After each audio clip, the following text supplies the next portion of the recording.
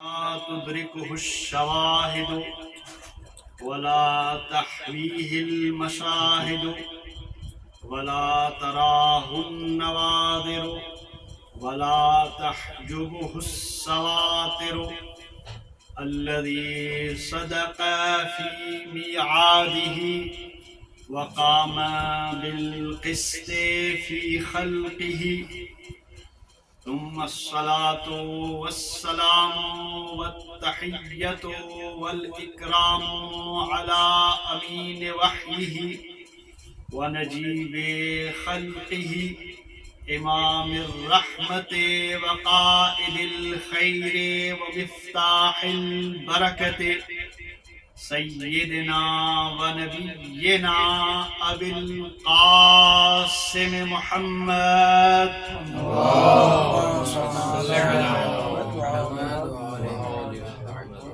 وعلى آله الطيبين الطاهرين المعصومين المنتخبين الميامين الذين أذهب الله عنهم الرجس وطهرهم تطهيرا. اللهم صل على محمد ولعنة الدائمة على أعدائهم أجمعين من يوم عداوتهم إلى قيام يوم الدين. أما بعد فقد قال رسول الله صلى الله عليه وآله وسلم إن الحسين مصباح الهدى وسفينة النجاة. صلوات. اللهم صل على محمد. سب سے پہلے اللہ تعالیٰ کی بارگاہ میں دعا ہے کہ اللہ ہماری اس مجلس کو اپنی بارگاہ میں قبول فرما. تمام عزاداروں کا اس فرش عزا پر آنا، مجلس سننا، صاحب خانہ نے یہ جو زحمت کی ہے، فرش عزا بچھایا ہے، یہ سب اپنی بارگاہ میں قبول فرما. مجھ حقیر کی یہ ڈیوٹی اپنے بارگاہ میں قبول فرما. ہمارے توفیقات خیر میں اضافہ فرما. جہاں جہاں بھی فرش عزا بچھائے ہوئے ہیں، عزادار عزاداری میں مصروف ہیں، ان سب کی حفاظت فرما. اور سب سے بڑی دعا یا اللہ ہمارے بارہویں آقا امام زمانہ کے ظہور میں تعجیل فرما. امام کے ظہور میں تعجیل کے لیے اور اپنی اپنی دعاؤں کی مقبولیت کے لیے ایک مرتبہ مل کر بآواز بلند تر صلوات. اللہم صل علی محمد. عزیزان محترم، زیادہ زحمت نہیں دینی ہے، بس اس ذکر میں ذاکرین میں اپنا نام شامل کروانے کے لیے آپ کی خدمت میں حاضر ہوئے ہیں. یہ وہ مہینہ ہے کہ جو غم اور حزن کا مہینہ ہے. دنیا کے کونے کونے میں عزادار مولا کی عزا میں مصروف ہیں. اور عزیزان گرامی، یہ خوش قسمتی ہے اور سعادت ہے کہ مومن اپنی مصروفیات کو چھوڑ کر، عزادار اپنی مصروفیات کو چھوڑ کر عزائے سید الشہداء میں شامل ہونے کے لیے آتے ہیں. چاہے کسی بھی صورت میں ہو، مجلس میں آنا ہو، فرش عزا بچھانا ہو، تبرک مولا کا اہتمام کرنا ہو، مجلس سننا ہو، گریہ کرنا ہو، عزاداری کرنی ہو، مجلس پڑھنی ہو، غرضی کہ ہر وہ فعل جو بھی عزائے سید الشہداء میں شامل ہوتا ہے اس کو جناب زہرا سلام اللہ علیہا کی خوشنودی حاصل ہوتی ہے. محمد آل محمد صلوات. جو بھی عزائے سید الشہداء میں شامل ہوتا ہے اس کو جناب زہرا کی دعائیں حاصل ہوتی ہیں. اور عزیزان گرامی، اس سے بڑھ کر اور سعادت کیا ہوگی کہ جس عزادار سے، جس مومن سے جناب سیدہ خوش اور راضی ہوں، جس مومن کے لیے جناب سیدہ دعا کرے، جب جناب سیدہ کسی مومن سے راضی ہوتی ہیں تو جناب سرکار دو عالم بھی اس سے خوش اور راضی ہو جاتے ہیں۔ جب جناب سردار انبیاء، سرکار دو عالم کسی مومن سے، کسی عزادار سے خوش اور راضی ہوتے ہیں تو تمام ائمہ معصومین بھی اس سے خوش اور راضی ہو جاتے ہیں۔ اور جب تمام ائمہ معصومین کسی مومن سے، کسی عزادار سے خوش اور راضی ہوتے ہیں تو اللہ تبارک و تعالیٰ بھی اس سے خوش اور راضی ہو جاتا ہے۔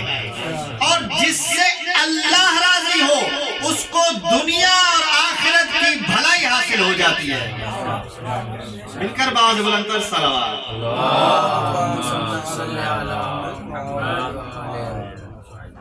توجہ ہے یا نہیں؟ دو چیزیں ایسی ہیں کہ جن کے لیے ائمہ معصومین علیہ السلام نے خود بھی شدت سے اہتمام کیا ہے اور شدت سے تاکید بھی فرمائی ہے۔ توجہ ہے یا نہیں؟ کون سی دو چیزیں ہیں؟ ایک غدیر ہے، ایک کربلا ہے۔ اگر آپ کی توجہ غدیر پہ ایک جملہ آپ کو ہدیہ کرنا چاہتا ہوں۔ اللہ تبارک و تعالی قرآن مجید میں کیا فرماتا ہے کہ جب میں کسی چیز کے لیے ارادہ کرتا ہوں تو کیا ہوتا ہے؟ اللہ تبارک و تعالی حکم دیتا ہے کن فیکون، ہو جا، تو بس وہ ہو جاتی ہے۔ علماء تشریف فرما ہے یہاں پہ فا جو ہے کن اور فیکونوں کے درمیان میں ہے، یعنی اللہ جس چیز کا ارادہ کرتا ہے تو وہ چیز ہو جاتی ہے۔ ایسے نہیں ہے کہ اللہ نے آج ارادہ کیا ہو، اللہ نے ابھی ارادہ کیا ہو، وہ چیز 2 دن کے بعد ہو جائے، نہیں عزیزان گرامی۔ یہاں پہ یہ فا جو ہے یہ بتاتی ہے کہ اللہ جب جس چیز کا ارادہ کرتا ہے اور حکم دیتا ہے کن فیکونو، تو بس وہ چیز ہو جاتی ہے، کوئی اس میں فاصلہ نہیں ہوتا۔ تو عزیزان گرامی یہی فا من کنت مولا ہو فہذا علی مولا میں بھی یہی بتاتا ہے کہ فاصلہ نہیں ہے۔ آواز بلند صلوات۔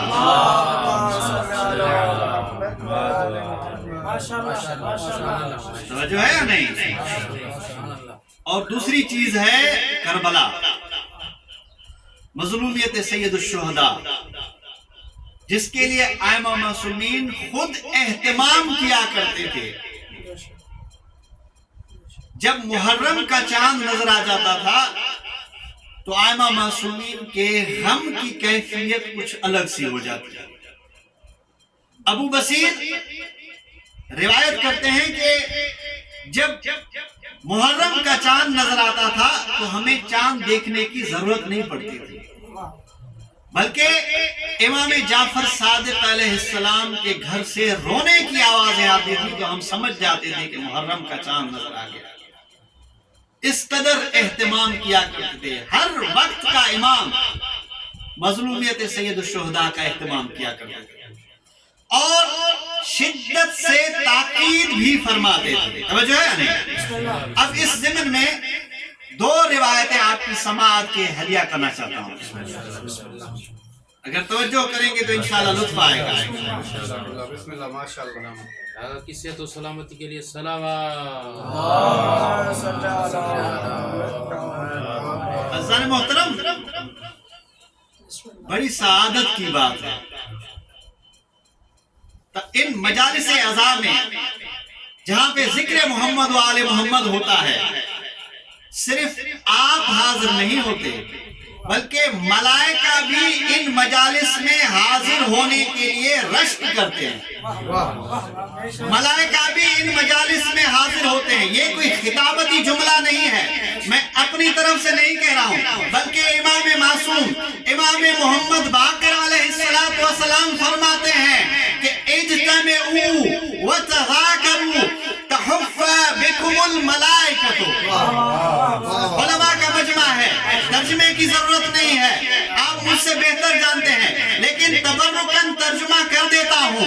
عزیزان گرامی، جہاں پہ چند مومنین، چند شیعہ، چند امام کے ماننے والے مل بیٹھ کر امام کا ذکر کرتے ہیں، امام محمد باقر علیہ السلام فرماتے ہیں کہ اے ہمارے چاہنے والوں، اے ہمارے شیعہ، اے ہمارے مومنوں، مل بیٹھ کر ہمارے ذکر کی مجلس کا اہتمام کیا کرو۔ اس کی فضیلت کیا ہے؟ اس کا مقام کیا ہے؟ عزیزان گرامی، امام نے خود بیان فرمایا ہے کہ اس کی فضیلت کیا ہے، اس کا مقام کیا ہے۔ امام فرماتے ہیں کہ تحفو بکم الملائکۃ، جہاں پہ چند مومنین، جہاں پہ چند شیعہ امام کے ماننے والے محمد و آل محمد کے ذکر کی مجلس کا اہتمام کرتے ہیں، تو امام فرماتے ہیں کہ ان مومنین کو، ان ہمارے چاہنے والوں کو ملائک اپنے حصار میں لے لیتے ہیں۔ آواز بلند کر صلوات۔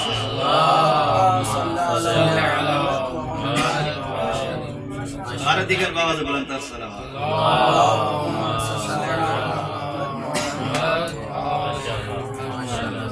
ظہور امام زمانہ بلند صلوات۔ اللہم صلی علی محمد و آل محمد۔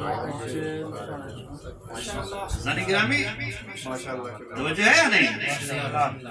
اگر آپ کی توجہ ہو تو ایک اور روایت سے اس مجلس کو معطر کریں۔ امام جعفر صادق علیہ السلام کے ایک صحابی ہیں، دیکھیں ان مجالس کی اہمیت کیا ہے، جہاں پہ ذکر محمد و آل محمد ہوتا ہو، مومنین وہاں پہ شامل ہوتے ہوں، تو ان مجالس کی اہمیت اور منزلت کیا ہے۔ امام جعفر صادق علیہ السلام کے ایک صحابی ہیں فضیل، امام ان سے مخاطب ہو کر فرماتے ہیں کہ اے فضیل، تجلسون و تتحدثون، اے فضیل، کیا تم ہمارے چاہنے والے، ہمارے شیعہ، ہمارے مومنین مل بیٹھ کر ہماری مجلس کا اہتمام کیا کرتے ہیں یا نہیں؟ ہمارا ذکر کرتے ہیں یا نہیں؟ تو فضیل نے فرمایا کہ جعلت فداک، نعم یا سیدی، اے میرے سید و سردار، اے میرے آقا، میں آپ پر قربان ہو جاؤں۔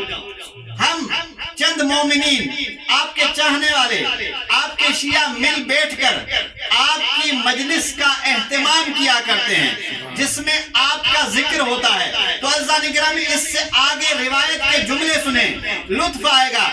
امام فرماتے ہیں کہ ان تلک المجالس احبها، کیا ہے فضیل، جب تم ہمارے چاہنے والے، جب ہمارے مومن، ہمارے شیعہ اس طرح مل بیٹھ کر ہماری مجلس میں ہمارے ذکر کا اہتمام کرتے ہیں، تو ایسی مجلسوں کو میں پسند کرتا ہوں۔ صرف روایت کے جملے یہاں پہ ختم نہیں ہوتے عزیزان گرامی، توجہ کیجئے گا، آگے جو روایت کے جملے ہیں توجہ سے سنیے گا تو انشاءاللہ لطف آئے گا۔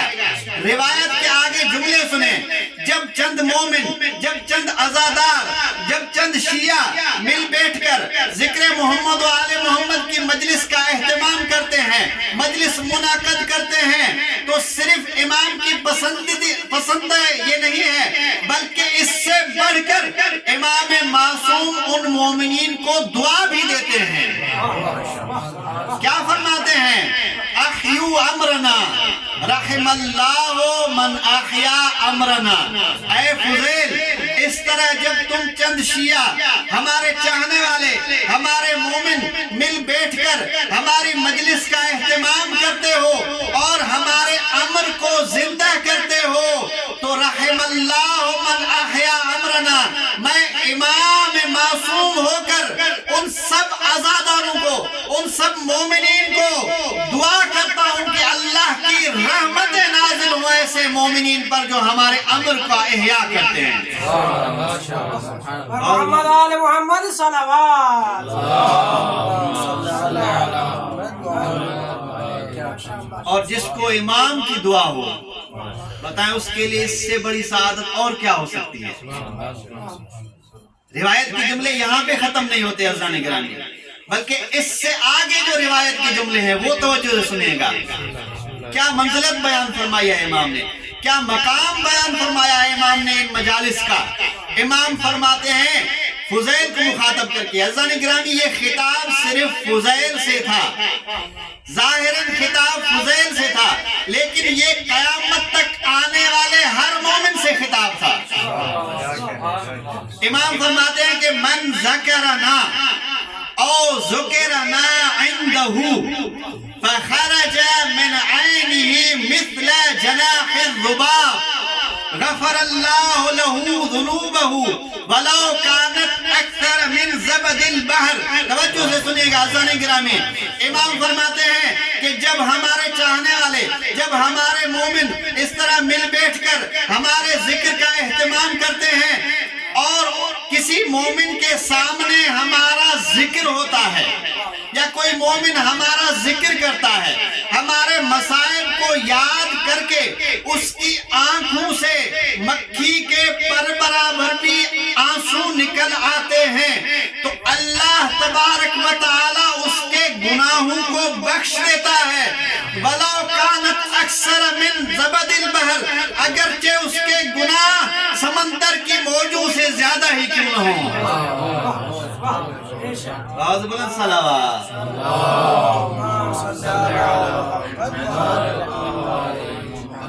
توجہ ہے نا عزیزان گرامی؟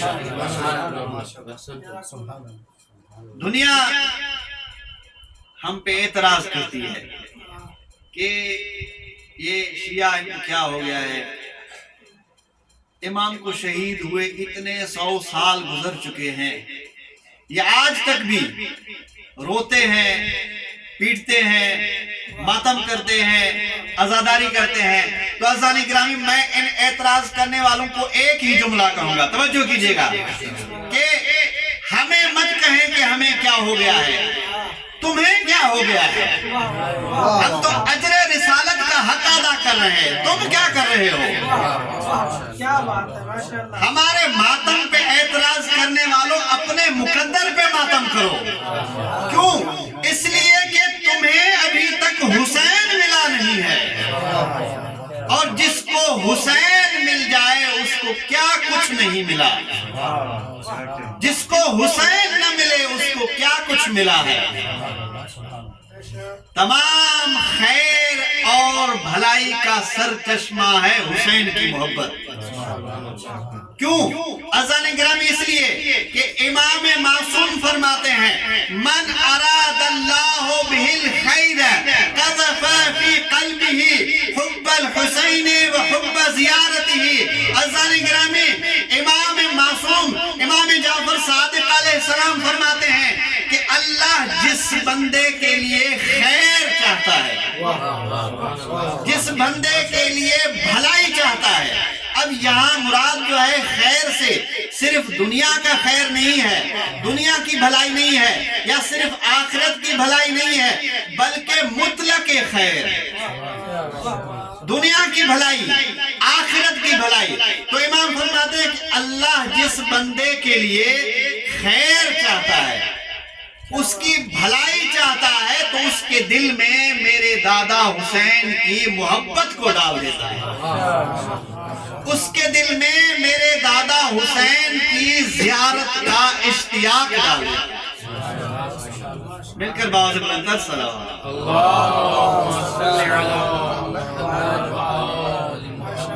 توجہ ہے نا عزیزان گرامی؟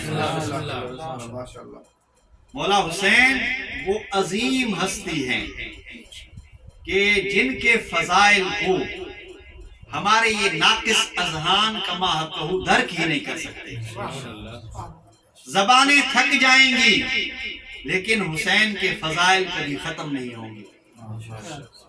وہ مولا حسین کہ جس کے لیے رسول اللہ نے فرمایا ان الحسین مصباح الہدی و سفینۃ النجات، کیا اے لوگو میرے بیٹے حسین کو پہچانو، میرا بیٹا حسین وہ ہدایت کا چراغ ہے جو کبھی بجھنے والا نہیں ہے، میرا بیٹا حسین ہدایت کا چراغ ہے اور سفینہ نجات ہے، وہ ہدایت کا چراغ جو کبھی بجھنے والا نہیں، اور وہ کشتی نجات جو کبھی رکنے والی نہیں ہے۔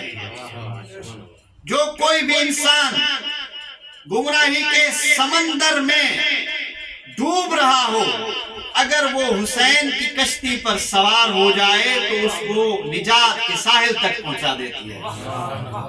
بابا محمد آل محمد صلوات۔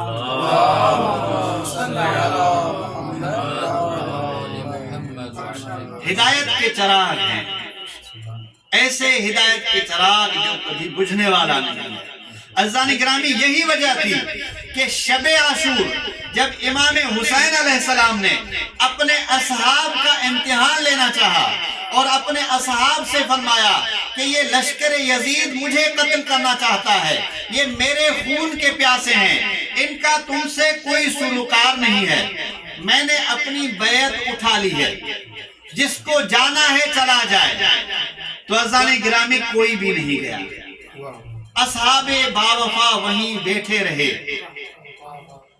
امام نے چراغ بجھانے کا حکم دیا، چراغ بجھایا گیا، لیکن جب چراغ روشن ہوا تو پھر بھی اصحاب باوفا وہیں کے وہیں بیٹھے رہے۔ عزیزان گرامی، جانتے ہیں کہ کیوں؟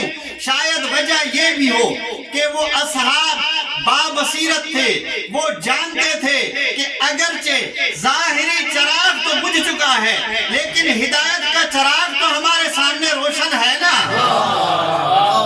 نعرہ حیدری، حسینیت، حسینیت، یزیدیت، یزیدیت، دشمنان اہل بیت پر لعنت، آواز بلند تر صلوات۔ وہ بابصیرت تھے، اور کون سا ایسا صاحب عقل ہو سکتا ہے جو روشن چراغ کو چھوڑ کر گمراہی کے اندھیروں میں بھٹکنے کے لیے چلا جائے؟ باز بلند تر صلوات۔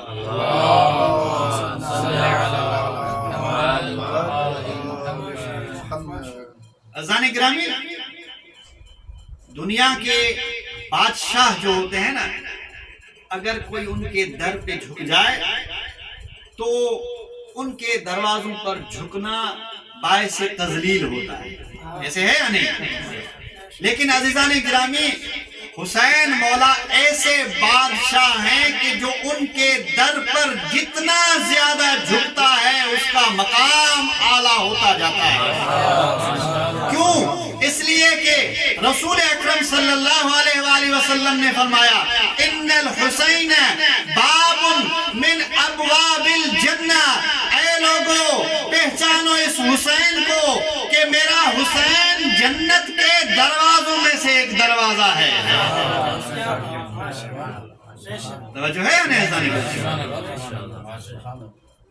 مولا حسین کی عظمت یہ ہے، مقام یہ ہے کہ جو بھی چیز امام کے ساتھ منسوب ہو جائے وہ منفرد بن جاتی ہے، اس کا مقام اعلیٰ ہو جاتا ہے۔ کیسے؟ اب دیکھیں، اگر دو چار چند مومن مل بیٹھ کر باتیں کریں، گفتگو کریں، تو ان کے گفتگو کا کوئی ثواب ہوگا؟ نہیں ہوگا۔ یا ہو سکتا ہے کہ ان کی لغو گفتگو ہو، لیکن یہی چند مومنین، یہی عزادار، جیسے آپ لوگ ہم بیٹھے ہوئے ہیں، مولا کا ذکر کر رہے ہیں، تو ہمارا یہ مل بیٹھنا، ہمارا یہ ذکر کرنا، ہماری یہ گفتگو باعث اجر اور ثواب ہو جاتا ہے، اور اس کا اعلیٰ مقام ہو جاتا ہے، اس لیے کہ یہ امام حسین کے ساتھ منسوب ہو گئی ہے۔ اسی طرح اگر کوئی انسان سارا دن روتا رہے تو لوگ اس کو سمجھائیں گے کہ بھائی کیا ہو گیا ہے، کیوں رو رہے ہو، پاگل تو نہیں ہو گئے ہو؟ سمجھائیں گے، نہیں سمجھے گا تو لوگ کہیں گے کہ خواہ مخواہ رو رہا ہے، پاگل ہو گیا ہے۔ لیکن یہی انسان اگر غم حسین میں سارا دن روتا رہے تو اس کی آنکھوں سے برسنے والے آنسو اس کے لیے باعث مغفرت ہو جاتے ہیں، اس کے آنسو اعلیٰ مقام رکھتے ہیں، اس لیے کہ امام حسین کے ساتھ منسوب ہو گئے۔ کربلا معلّہ بنا، خاک کربلا خاک شفا بنی۔ کب؟ جب حسین کا مقدس لہو ان میں شامل ہوا تو کربلا معلّہ بن گیا، کیونکہ نسبت امام سے ہو گئی۔ خاک کربلا خاک شفا بن گئی کیونکہ نسبت امام سے ہو گئی، اور اسی کربلا کو معلّہ بنانے کے لیے، اسی خاک کربلا کو خاک شفا بنانے کے لیے مولا حسین کا یہ قافلہ 2 محرم کو کربلا میں پہنچا۔ عزادارو، جب یہ قافلہ چلتے چلتے اس سرزمین پر پہنچا تو امام کی سواری ذوالجناح کو ٹھوکر لگا۔ چلتے چلتے امام کی سواری رک گئی۔ بڑی کوشش کی گئی کہ امام کی سواری آگے بڑھے، لیکن عزادارو امام کی سواری آگے نہیں بڑھ رہی، ذوالجناح آگے قدم نہیں اٹھا رہا۔ بڑی کوشش کی گئی کہ امام کا ذوالجناح آگے قدم بڑھائے، لیکن ذوالجناح آگے قدم بڑھانے کو تیار نہیں ہے۔ عزادارو، امام کی بظاہر زندگی میں 2 مواقع ایسے آئے کہ یہ ذوالجناح جو امام کے اشارے کو بھی سمجھتا تھا، امام کے مزاج کو بھی جانتا تھا کہ کس مقام پر کب کیا کرنا ہے، لیکن بظاہراً امام کی زندگی میں 2 مواقع ایسے آئے کہ یہ ذوالجناح امام کا حکم نہیں مان رہا۔ عزادارو، دوسرا موقع، دوسرا مقام یہ تھا کہ جب امام مقتل کی طرف جا رہے تھے، عصر عاشور مقتل کی طرف جا رہے تھے، تو شہزادی سکینہ ذوالجناح کے قدموں میں لپٹ گئی اور قدموں میں لپٹ کر کہنے لگی، اے ذوالجناح، میرے بابا کو مقتل میں نہ لے جاؤ، جو بھی مقتل میں گیا ہے وہ واپس نہیں آیا۔ عزادارو، یہ وہ مقام تھا کہ جہاں ذوالجناح رک گیا، آگے قدم نہیں بڑھایا، اور پہلا موقع یہ تھا کہ جب سرزمین کربلا پر ذوالجناح آگے نہیں بڑھ رہا، ذوالجناح کے قدم رک گئے۔ عزادارو، قافلہ حسینی کے علمدار مولا ابو الفضل العباس، انہوں نے کوشش کی کہ امام کی سواری آگے بڑھے، اور مولا سے کہنے لگے کہ مولا، ہو سکتا ہے کہ یہ سواری تھک گئی ہو، آپ دوسری سواری بدل لیں۔ عزادارو، آقا حسین نے دوسری سواری بدلی، تھوڑے چند قدم وہ چلا تو وہ بھی رک گیا۔ عزادارو، روایات میں ملتا ہے کہ امام نے 7 سواریاں بدلی، لیکن کوئی بھی سواری آگے جانے کے لیے تیار نہیں ہے۔ اجرکم علی اللہ، اجرکم علی اللہ۔ عزادارو، امام کے اصحاب حیران ہیں، بنی ہاشم کے شہزادے پریشان ہیں کہ دنیا کی تمام مخلوق امام کا حکم مانتی ہے، یہ امام کا باوفا ذوالجناح ہے جو امام کے اشارے کو سمجھتا ہے، لیکن آج اسے کیا ہو گیا ہے کہ آگے قدم نہیں بڑھا رہا۔ اجرکم علی اللہ۔ عزادارو، آقا حسین نے مولا عباس سے فرمایا کہ عباس، دیکھو اس سرزمین کے اطراف میں کوئی قبیلہ رہتا ہے کیا؟ ان کے کچھ لوگوں کو لے آؤ۔ عزادارو، مولا عباس اس سرزمین کے اطراف میں رہنے والے قبیلہ بنی اسد کو لے آئے، ان کے کچھ لوگوں کو لے آئے۔ امام حسین نے ان سے فرمایا کہ بتاؤ اس سرزمین کا نام کیا ہے؟ کسی نے کہا کہ مولا اس سرزمین کو شط الفرات کہتے ہیں۔ آقا نے فرمایا کہ ہو سکتا ہے اس کا کوئی اور نام ہو۔ تو کسی نے کہا کہ مولا اس سرزمین کو غازریہ بھی کہا جاتا ہے۔ مولا نے کہا کہ ہو سکتا ہے اس کا کوئی اور نام ہو۔ کسی نے کہا کہ مولا اس سرزمین کو نینوا بھی کہا جاتا ہے۔ اجرکم علی اللہ۔ عزادارو، مولا نے فرمایا کہ تمہارے قبیلے میں کوئی بزرگ شخصیت موجود ہے تو اس کو لے آؤ۔ عزادارو، ایک شخص تھا جو عمر رسیدہ تھا، بہت بوڑھا تھا، جس کو چلنے کی طاقت نہیں تھی۔ اس کو لایا گیا۔ امام نے اس سے پوچھا کہ بتاؤ اس سرزمین کا نام کیا ہے؟ تو اس بزرگ نے کہا مولا میں نے اپنے بزرگوں سے سنا ہے، میں نے اپنے آبا و اجداد سے سنا ہے کہ اس سرزمین کو کرب و بلا بھی کہا جاتا ہے۔